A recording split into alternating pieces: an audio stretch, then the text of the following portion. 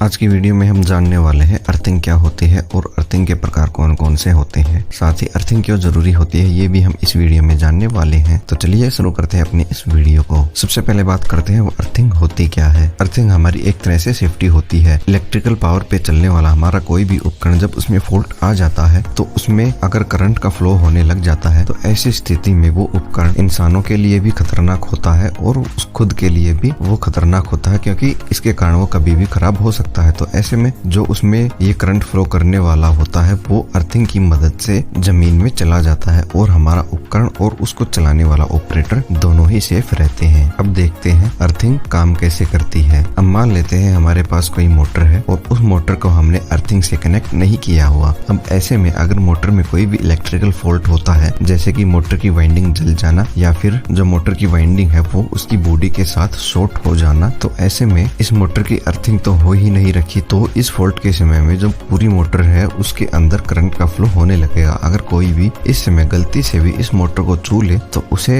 Electric का एक बहुत बड़ा शॉक लग सकता है। लेकिन अगर हमने मोटर को अर्थिंग से कनेक्ट किया हुआ है तो ऐसे में वो करंट हमारी बॉडी में से फ्लो ना करके सीधा अर्थ के सहारे जमीन में चला जाएगा। अब देखते हैं अगर हमने मोटर की अर्थिंग की है तो हमें करंट क्यों नहीं लगता है। जैसे कि आप जानते होंगे जो करंट फ्लो करने का नियम होता है वो रेजिस्टेंस के ऊपर डिपेंड करता है। करंट हमेशा लो रेजिस्टेंस वाले पाथ को ही सिलेक्ट करता है, यानी करंट हमेशा ऐसे पाथ से फ्लो करेगा जिसका रेजिस्टेंस कम होता है। और हमारे शरीर का जो रेजिस्टेंस होता है वो 1000 ओम से 10,000 ओम या उससे भी ज्यादा इस बीच में वेरी करता रहता है। वो अलग अलग सिचुएशन के ऊपर निर्भर करता है। मान लीजिए हमारा शरीर सूखा है तो हमारे शरीर का रेजिस्टेंस कुछ और होगा, अगर हमारा शरीर गीला है तो हमारे शरीर का रेजिस्टेंस कुछ और होगा। लेकिन जो हम अर्थिंग प्रोवाइड करवाते हैं हमारे इलेक्ट्रिक उपकरण को, उसका जो रेजिस्टेंस होता है वो 1 ओम से लेके 5 ओम के बीच में ही होता है। ऐसे में कभी भी फॉल्ट की कोई भी कंडीशन होती है तो करंट हमारी बॉडी से नहीं जाएगा, क्योंकि हमारी बॉडी का जो रेजिस्टेंस है वो तो 1000 ओम से ज्यादा है और जो हमने अर्थिंग कनेक्ट की है उसका सिर्फ 5 ओम तक ही होगा। तो ऐसे में वो हमारी बॉडी से ना गुजर के सीधा हमारी अर्थिंग से निकल के जमीन में चला जाएगा। अब देखते हैं अर्थिंग करते कैसे हैं। अर्थिंग करना बहुत ही आसान होता है। अर्थिंग का मतलब होता है हमें किसी भी उपकरण की जो बॉडी होती है उसको जमीन से जोड़ना होता है। जैसे हमें पता है हमारी मोटर की जो बॉडी है वो स्टील मिश्र धातु से बनी होती है और अर्थिंग करने के लिए हम मोटर की बॉडी को जमीन के साथ जोड़ देते हैं। अब फॉल्ट के समय अगर हम इस बॉडी को छूते हैं तो हमें करंट का झटका ना लग के सीधा जो करंट है वो अर्थ वायर के सहारे जमीन में चला जाएगा। अब देखते हैं अर्थिंग के टाइप कौन कौन से होते हैं। तो अर्थिंग के जो टाइप होते हैं वो स्ट्रिप या फिर वायर अर्थिंग, रोड अर्थिंग,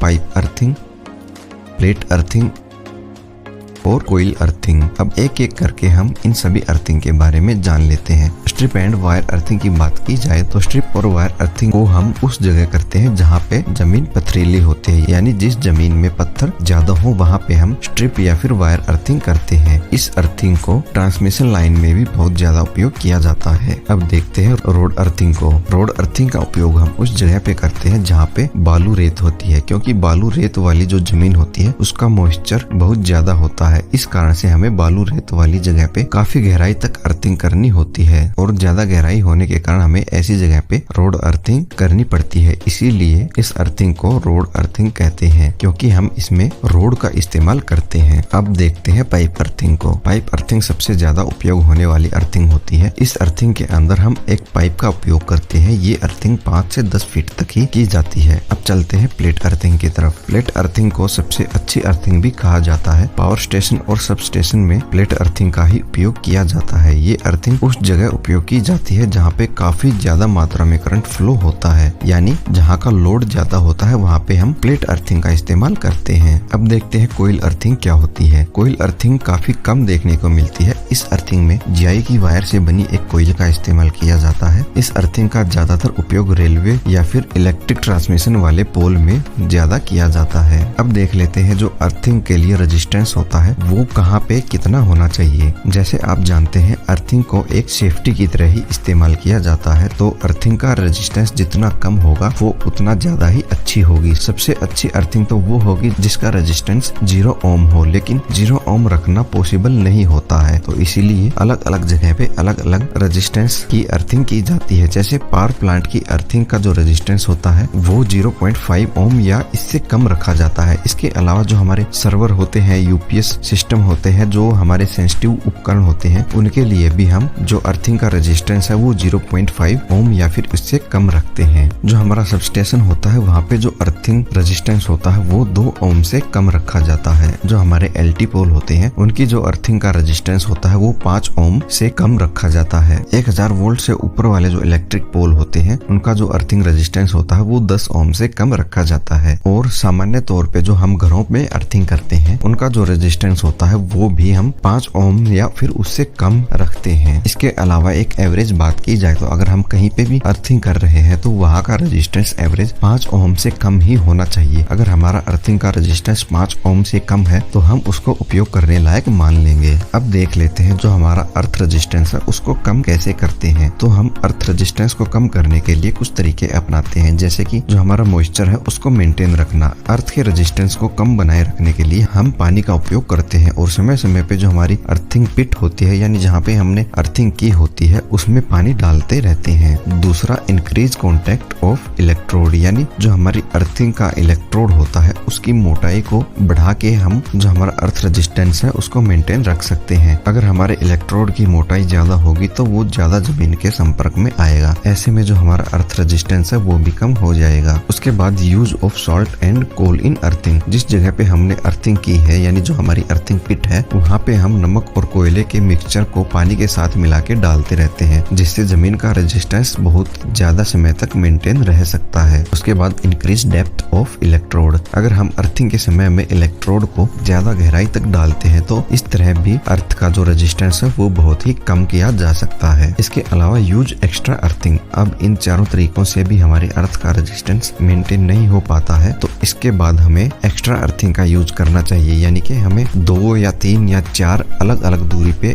अर्थ इलेक्ट्रोड जमीन में गाड़ने चाहिए और उन सभी को फिर पैरेलल में कनेक्ट करके हमारे उपकरण से जोड़ना चाहिए। ऐसा करने से हमारी जो अर्थ का रेजिस्टेंस है वो बहुत ही कम रहता है। तो उम्मीद है आपको ये वीडियो पसंद आई होगी। इसके अलावा अगर आप ये जानना चाहते हैं कि केमिकल अर्थिंग क्या होती है, कैसे की जाती है, तो इसके लिए आप हमारी ये राइट वाली वीडियो देख सकते हैं। और अगर आप ये चाहते हैं कि अर्थिंग को चेक कैसे करते हैं, अर्थ रेजिस्टेंस चेक कैसे किया जाता है, इसके कौन कौन से तरीके होते हैं, तो इसके लिए आप हमारी ये लेफ्ट वाली वीडियो देख सकते हैं।